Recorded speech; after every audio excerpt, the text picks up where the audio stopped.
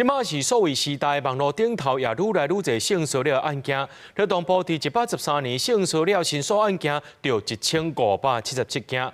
为了避免这受害者搁再受到伤害，民间团体是建议劳动部就要加强这调查委员和头家的敏感度。也那劳动部也讲呢，会来加强相关的政策。我们就只是要好好的走性骚扰申诉程序。2年前，公司的戏《零选之零》内底讲到工课场性骚扰，嘛引起国内一波 Me Too 运动。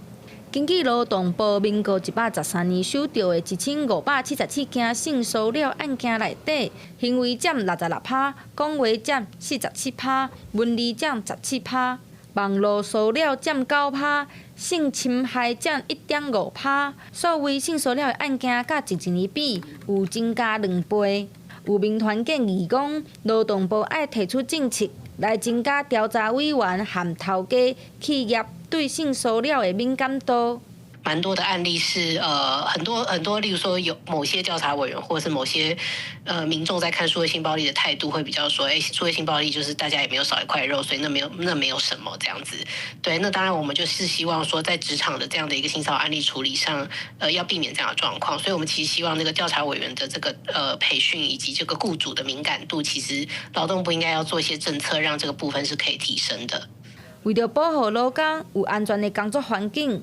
劳动部表示，头家应该爱伫知影代志发生的时阵，马上做调查，避免被害者受到第二界的伤害。若真正有影，就要对行为者做处罚。若是头家知影刷记点点，上悬会罚100万，而且还会公布单位负责人的名。他有比如说透过网络去传授一些猥亵的声音，或者是讯息，或者是有性意味的贴图。不雅的照片或者是影片，雇主知道了以后，他要立刻做我们这边讲的隔离保护调查。劳动部强调，受害者若是对头家做的处理无满意，会当向地方政府来做申诉。劳动部嘛呼吁企业，普通时啊就要做好教育训练，减少工课场性骚扰的代志发生。记者陈心东、林孝凯台北报道。